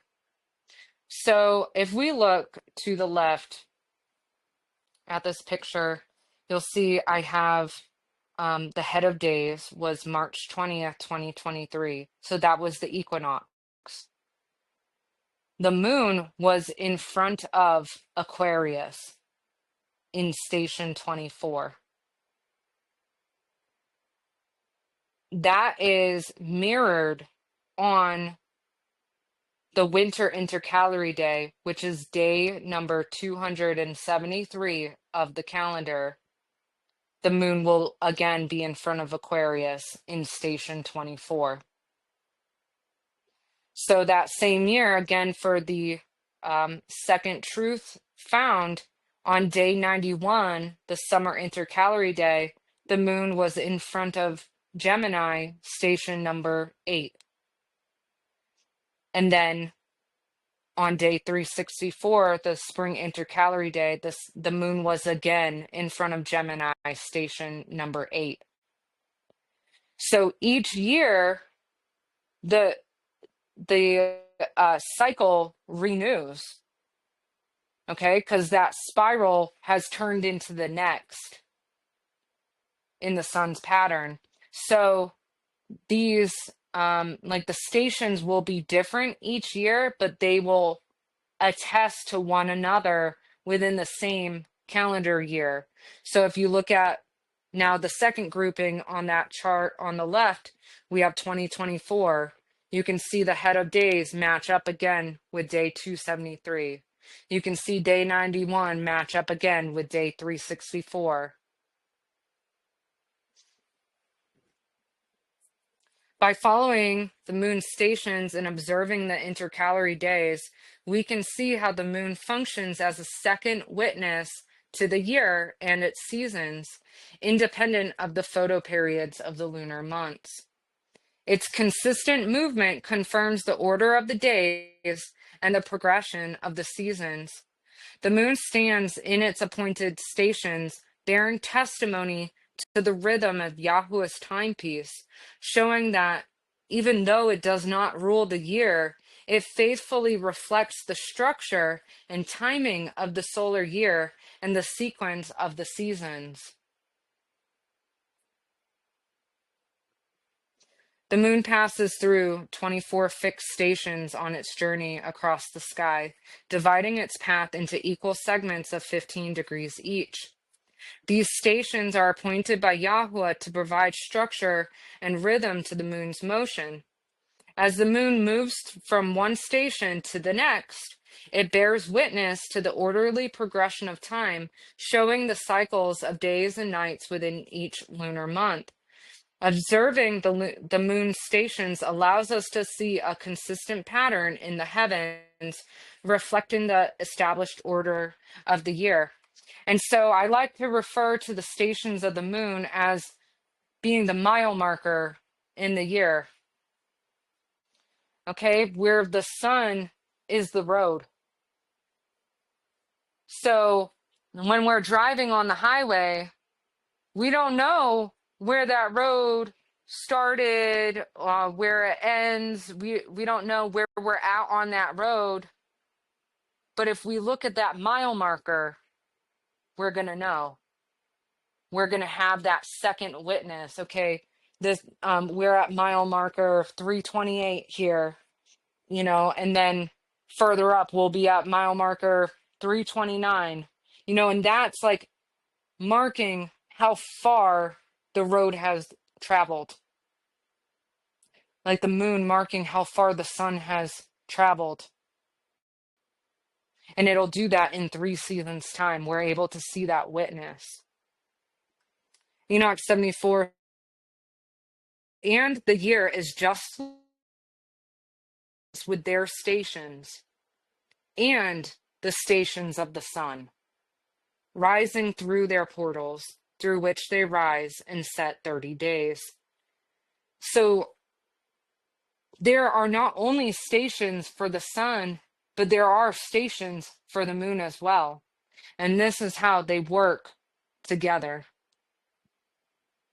Here's some pictures of what I'm talking about. So this is for our current biblical year. On March 20th, which was the head of days, we can see the moon in front of Pisces. And I'm using the names for the constellations. In Hebrew, it was different. They were called the fishes. But this is just for, using the names that everybody else knows here. The moon's in front of Pisces on the head of days. And so you can see then how the head of days witnesses to the winter intercalary day. The next picture over on December 18th this year, the moon will be in the same spot in front of Pisces again, 273 days later. Likewise, the summer intercalary day, the moon is in Leo. And then at the spring intercalary day, the moon is also in the same spot in Leo. It doesn't matter what the phases are, because if you look at those little moon emblems, you can tell the phases are different, but the stations are the same. Oop, sorry guys, I'm sorry. I hit the wrong thing here. Here we go. So I have a few years shown here. The next one is going to be for 2027 to 2028. So next year.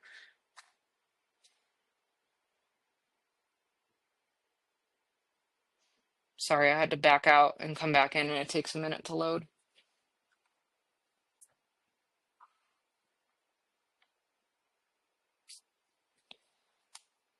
So we can see that again for 2027, where the moon is in front of Leo on the head of days and also on the winter intercalary day. And then the summer intercalary day, it's in front of Sagittarius, and it's in the same spot for the spring intercalary day. If this is interesting to you guys, just screenshot this and you can look this up yourself. So 2028 to 2029, and then also 2029 to 2030. This is how the moon can be a mile marker in the year. The Dead Sea Scroll fragment 4Q318, which refers to the stations of the moon, outlines a complete 364-day calendar year. In reconstructing the entire pattern, all fragments fit together perfectly, confirming the accuracy of this year length. Importantly, from the 26th to the 31st day of the 12th month, the calendar shows no extra or void days inserted within the 364-day cycle. This means the calendar is continuous and unbroken, with no additional days added inside the year itself, highlighting a precise and orderly timekeeping system utilizing the stations of the moon as a witness. So we don't see a void day before the 31st day of the 12th month in Enoch 72, and we don't see it in the Dead Sea Scrolls either. The year is continuous, sequential, count from 1 through 364, all in order. I reconstructed this pattern to show you guys the stations of the moon, and the pattern for the stations of the moon remains the same for 13 Sabbaths in a row. So that's what these arrows are pointing to, day 7 of the week. And you can see how it goes. I don't I don't know, like these signs. I think it's Gemini, and then Virgo, and then Capricorn, and then Pisces. These symbols of the different Maseroth. Okay. And so you can see for 13 Sabbaths in a row, it repeats that same pattern on the stations of the moon. It's the same station 13 Sabbaths in a row, flipping from one to the next. So here's month 4, 5, and then 6. Now, there's a difference in the colors here because the colors that are in, it kind of looks like a green to me, and the other color's red. The green ones are what was written in the Dead Sea Scrolls, the pattern that was found in 4Q 318. And I reconstructed it to fill in the blanks between from month 6 here. And you can see the beginning of month 7 is written in the Dead Sea Scrolls. So I continued the pattern the way it was all the way to the next part of the fragments to see. I wanted to know, are these stations 2 different calendar years, or is this all the same calendar year? And it'll go, the moon will be in front of that for 3 days, and then 2 days, and then 2 days. And that's the way they had the pattern in the Dead Sea Scrolls. So I just reconstructed it in between the fragment, which is in the red. But then when we get to months 10, 11, and 12, look, they're fully intact. Specifically, look at the end of month 12. We got this Pisces, the moon's in front of Pisces on the 26th of the month, the 27th of the month, and the 28th of the month. And then following the pattern without skipping a beat, the moon is then on the 29th, 30th, and 31st in front of Aries in the Dead Sea Scrolls. It does not skip a beat. If there was a void day, if there was an extra day, it would make the witness of the moon with the stations invalid. This would not work. And that doesn't match Yah's fingerprint. It doesn't match his nature. We know that he's in the midst of things, right? He has a pattern for the years that 30, 30, 31 times 4 equals 364. And then there's him, that head of days between the years, the Aleph and the Tav, the beginning and the end. He is that pivot point, that zero between the negative numbers and that positive numbers, the imaginary axis going up. He is the north, the abode of glory, his throne room, the chamber. He's all those things. He's not going to be after this 28th day of the 12th month and then finishing the year out with 3 more days. That doesn't match his nature. It's mathematically wrong. It's scripturally wrong, and it doesn't match the Dead Sea Scrolls or Enoch to do that. So, talking about the 24 stations of the moon, where do we see 24 also in scripture? There are 24 priestly families, 24 priestly courses, not 26. There's 24. There's also the 24 elders surrounding the throne. In David's time, the priesthood was divided into 24 courses, each serving in rotation before Yahuah. Revelation echoes this number, describing 24 elders clothed in white and crowned, seated around the throne in worship. Where's Yah's throne? In the north. Even in the heavens, the moon's path can be divided into 24 stations, reflecting the same appointed order. These parallels show that priestly service and the stations of the luminaries are interconnected, each bearing witness to the structured design of Yahuah's creation. The rotation of the priestly courses with priests changing duty each Sabbath, may have aligned with the moon's stations, suggesting that the moon's movement through its appointed stations could have served as a visible sign supporting their service. The 13 Shabbat cycles, together with the orderly rotation of the priesthood, provide a second witness for each season and reflect a unified calendrical pattern. This understanding does not overrule the sun in Yah's luminary calendar, but presents the moon as an additional witness, working in harmony with the greater light to testify to the appointed order of time. Jubilee 6 reads, "And they were raised into the tablets of heaven, 13 Shabbats to each, from one to another their remembrance, from the first to the second, from the second to the third, from the third to the fourth. And all the days of this command are 52 Shabbats of days, and the whole year is completed."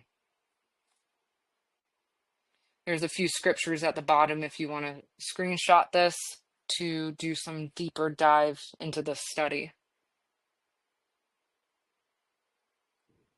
So what about the stars? Polaris, the North Star, sits exactly at the celestial North Pole, serving as the fixed head of the northern sky. The Big Dipper rotates around Polaris throughout the night and over the course of the year, providing a natural way to track the changing seasons. By observing the position of the Big Dipper relative to Polaris, the ancients could determine the time of year and anticipate seasonal shifts.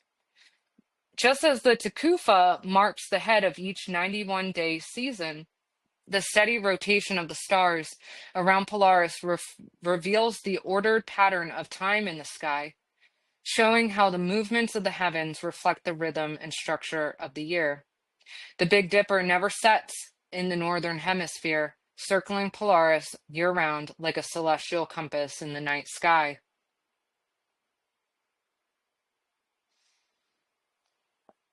So when we read about the stars, we read about the star leaders. First, I want to describe this heliacal rising. A heliacal rising happens when a star reappears in the eastern sky just before sunrise after being hidden by the sun's glare. This first morning appearance marks the star's return to visibility in the yearly cycle. Ancient peoples watched these risings to track time and seasons. In Yahuah's design, the stars witness to the appointed times, and their heliacal risings act as natural markers within his calendar. So this is when we view the stars, we're looking at it at this point in the day, just before sunrise.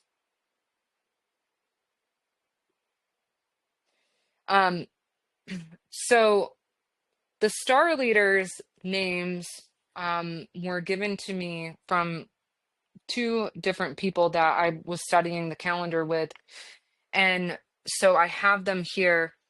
The first one was Saddle Melech, which is seen on the spring intercalary day. The second one is Aldebaran, which is viewed on the summer intercalary day. The third one is Regulus, which is viewed on the fall intercalary day. And Antares is on the winter intercalary day. These are the star leaders. The sun is appointed 12 stations along the yearly path known as the Mazzaroth, which divide the heavens into 12 portions corresponding to the months of the solar year. As the sun moves through the Mazzaroth from one station to the next, its position bears witness to the progression of time and the completion of each solar month.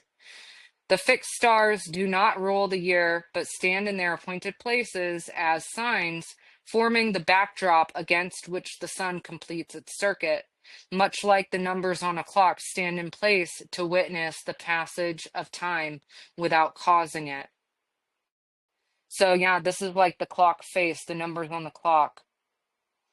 And what I find so interesting about this picture on the right, which is showing the Hebrew Mazaroth, is the center. Look at the north in this picture. Look at Yah's abode of glory.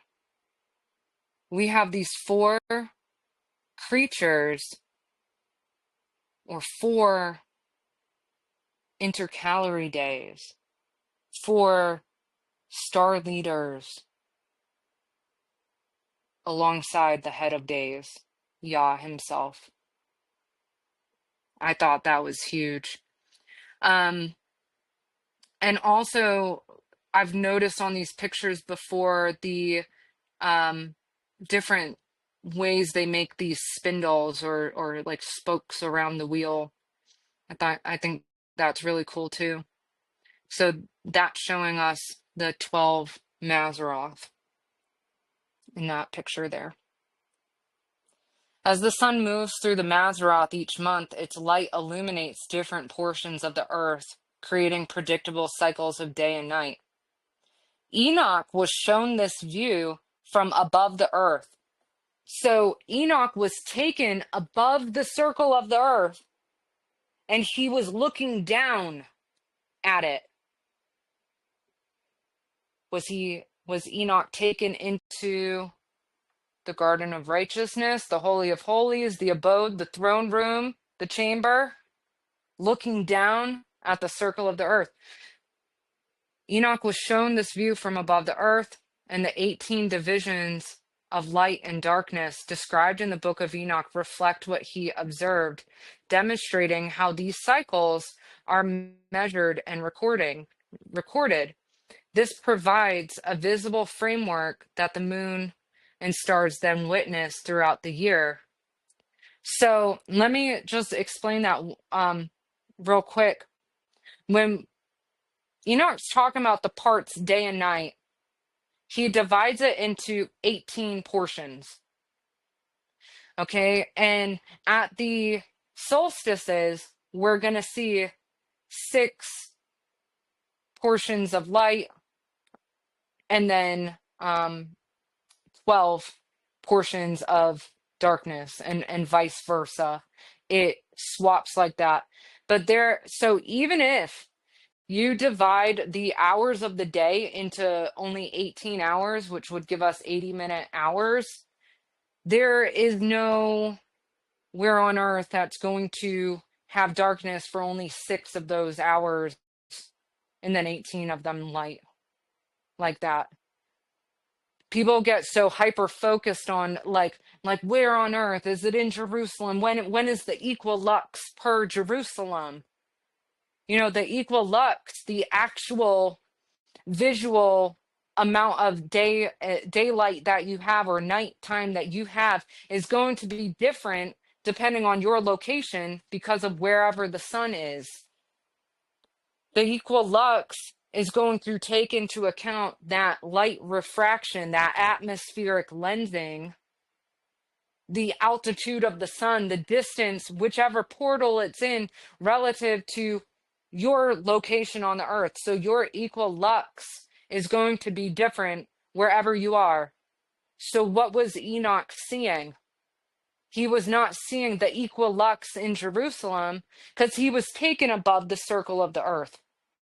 When he's looking down, he's seeing the parts of the earth that is illuminated by the sun's light. So if you've ever seen flat earth models with that sun moving around, or if you've looked at the Gleason map, in the bottom corners, it'll show the amount of the circle of the earth that is illuminated by light at each of the solstices. And you'll see at the summer solstice, there's more of the circle of the earth illuminated by the sun's light. And at the winter solstice, there's less of the circle of the earth illuminated by the sun's light. These are the parts of the light.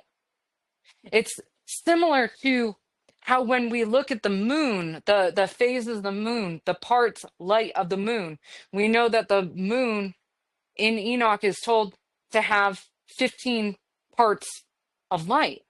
And I'll say, well, you know, it's only illuminated 1/7 part or whatever. You can't see phases of the sun the same way that you see phases of the moon. The sun looks bright, illuminating fire all year round when you can see the orb of the sun. That's not what Enoch was seeing. He was seeing the amount of earth that was lit up by the sun. So that means above the circle of the earth, he saw 9 parts day and 9 parts night. On that day, after day 364, day 31 of the 12th month, that's when half of the earth was illuminated by the light of the sun and half of it was dark. It has nothing to do with the equilux. He did not see atmospheric lensing and light refraction. He was above the circle of the earth. And so, okay, so I have a feeling that slide's going to be further on. I already described it. But, so here's the months in the stars, okay? So how we can visualize those sections, like the 12 sections of the firmament with the Mazzaroth. And I put in here the different names that were given in the Dead Sea Scrolls, which was the ram for Aries, the ox for Taurus, the twins for Gemini, the crab for Cancer, the lion for Leo, the virgin for Virgo. So we're able to see this once the sun has gone down. So another thing with the month and the stars is like, well, what constellation is the sun in? Well, that's a great question, because you're not going to see any of the stars behind the sun. You're not going to know that by looking at the sun. What constellation is it traveling in front of? But the constellation that you are going to see is after that sun goes down. We know the sun is the leader, right? Once the sun goes down, an hour after sundown, all those stars start to appear in the sky. And what's in the west following the sun is that Mazzaroth, our sign for the month that we're in. So I love that desert island kind of analogy. If you were all of a sudden on a desert island, how would you know where you're at in the year? Well, when the sun goes down, you're able to tell which month you're in by looking at the stars. I would know just for that. And so the stars move so very gradually, right? You're not going to know the first day from the second day by just looking at the stars, but you would see, are we halfway through the month? Are we at the beginning of the month? Are we at the end of the month?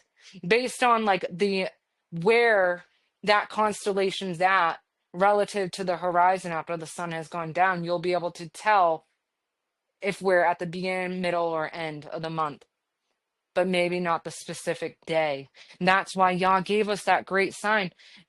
Scripture says, Yah, teach us how to number our days. When we number them after that great sign. And so I'm just showing you guys here the months and the stars. So really, please screenshot this if you want a deeper dive, because there's a lot of scriptures on there. So a sidereal day is the time that it takes for the stars to return to the same position. It's slightly shorter than a solar day.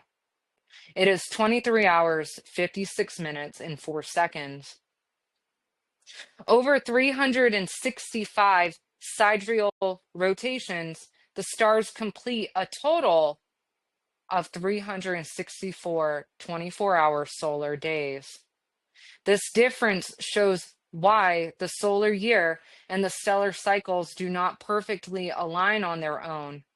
The head of days serves as a fixed, appointed marker that reconciles these cycles, ensuring that the sun, moon, and stars all move in harmony, and that the year remains ordered according to Yah's design. The stars testify to the passing of time, but the head of days anchors the structure of the year. So this is another layout of Yah's luminary calendar that Natalie did. And so you can see above month 1, the great sign. And then likewise at the bottom of month 12, the great sign again. This is the structure. This is what I mean by days 1 through 364 are that space between. Think back to that seashell. It is the segment, it is the section, but the equinox is that spine of the shell in between, is Yahuah holding all things together.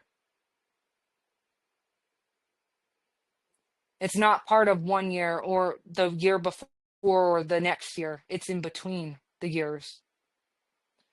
So in summary, Polaris marks the north, the fixed point of the heavens, while the Big Dipper rotates around it, bearing witness to the passing seasons.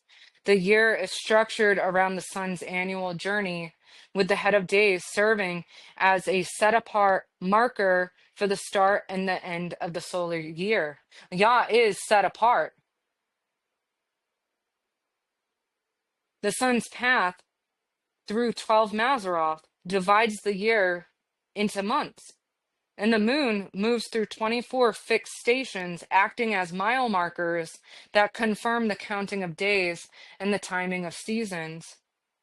Together, the sun, moon, and stars move in consistent, predictable patterns, reflecting Yah's appointed design and the orderly rhythm of the year, with solar, lunar, and stellar cycles working in harmony to give a complete view of time, the seasons, and the appointed days. To the left, this picture is the Prague astronomical clock, which has the movements of the sun, moon, and stars in it. It's so fascinating. You guys should look that up. So when men set their own thresholds and posts, they are establishing ordinances determined by themselves, not by Yahuah. So when we have groups saying, yeah, but this makes the most sense to me, so we're going to, after every 6 years, we're just going to add a leap week in because it makes the most sense right here to me. We drew straws on it. That is when men establish their own ordinances. They're not following what the luminaries are doing. They're just trying to make the most sense of it themselves. This is the rebuke given in Ezekiel. Ezekiel 43 says, in the setting of their threshold by my thresholds, and their post by my posts, and the wall between me and them, they have even defiled my Kodesh name by their abominations that they have committed. Wherefore I have consumed them in mine anger. Now let them put away their whoredom and the carcasses of their kings far from me, and I will dwell in the midst of them forever. The Septuagint gives further clarity to this verse, and it reads as, when they set my doorway by their doorway, and my thresholds near to their thresholds, and they made my wall as if it were myself and them, and they praised them in my anger. And so the Septuagint gives further clarity to what this verse is saying. And so I added that translation in here. When they set my doorway by their doorway. Okay, so when men decide, well, this is where the year is going to begin, they're not doing it by what Yah's luminaries are doing. And so when they set their doorway by my doorway, and my thresholds near to their thresholds, and they made my wall as if it were joining myself and them, and they profaned my holy name with their iniquities which they wrought. and I destroyed them in my wrath and with slaughter. This is exactly what it's saying. Like, they're making their own thresholds. They're making their own posts. They're making sense of it for themselves instead of looking at these luminaries and what are they doing and how does this correlate with what Yah's nature is. Yah has made everything perfect. And we read in Enoch that they don't transgress their order. Yah is holy from his creation, and human ordinances cannot replace or imitate his divine order. It doesn't make sense to say, well, after 6 years, we're just going to add a week because that makes the most sense to us. Where is that seen in his creation? It's not. In contrast, Yah gives his own ordinances and patterns to be followed. Ezekiel 43 continues, "You, son of man, explain the house to the house of Yasharel." Explain the tabernacle, explain the heavenly tabernacle to the house of Yasharel, that they may be ashamed of their iniquities, and let them measure the pattern. And since they shall be ashamed of all they did, make known to them the design of the house and its structure, and its exits and its entrances, its entire design and all its laws and all its forms and all its Torah, and write it down before their eyes so that they observe its entire design and all its ordinances and shall do them. The sun returning to and going forth from the north is an ordinance regarded as Yahuah's threshold, and the 6 gates the luminaries move through are his posts. What does threshold mean in the Hebrew? It means a vestibule, limit, doorway, or threshold.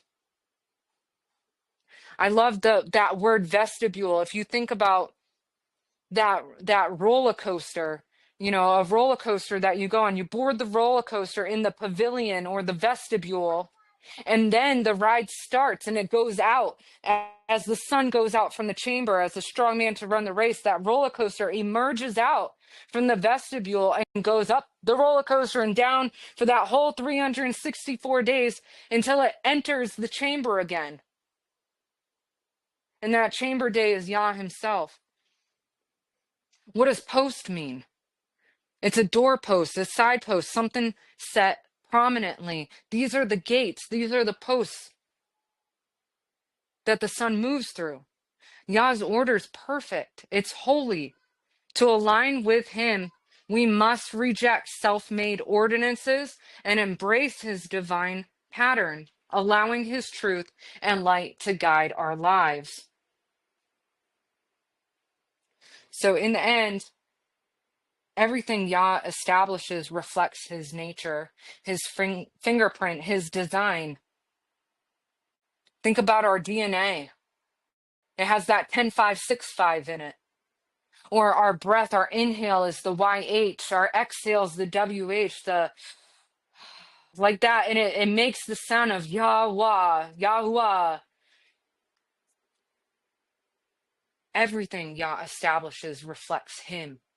It has his signature, his order, his rhythm, unity, and life-giving balance. If the calendar that we follow is meant to align us with him, then it should bear the same signature of his character, his patterns, and his design woven into creation itself. So you'll have to ask yourself with honesty and with courage, does the calendar that you keep today reflect the nature of Yahuah, or does it reflect the imprint of man? Because in every situation, every doctrine, every choice, every path that we take, every door that opens, and all the things that connect in our lives, every path we walk, this is the standard. This is the bar. It's the compass. It is the measure. Does this align with Yah's nature? Can I see Yah's hand in this? If not, then why follow it? Because it's easy. Saturday Sabbath is easy. Because it's easy, because this is what my fellowship believes, because it's easy, because I don't feel like doing the research myself and you make the most sense, so I'm just going to agree with you. No. No. Look at yourself. Don't look at it for yourself and do not just believe me.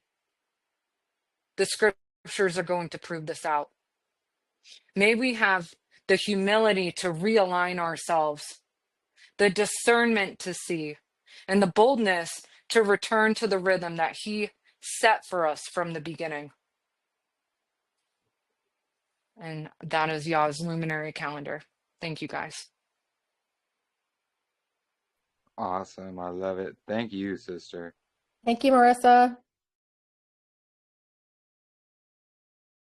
All right. So, well, there's like 6 minutes of video here, but I want to stop it so I can separate it for YouTube. And I'll already have to make a couple edits because of the technical difficulties, but it's all good. So let me stop this recording and then I'll start it up again, the recording.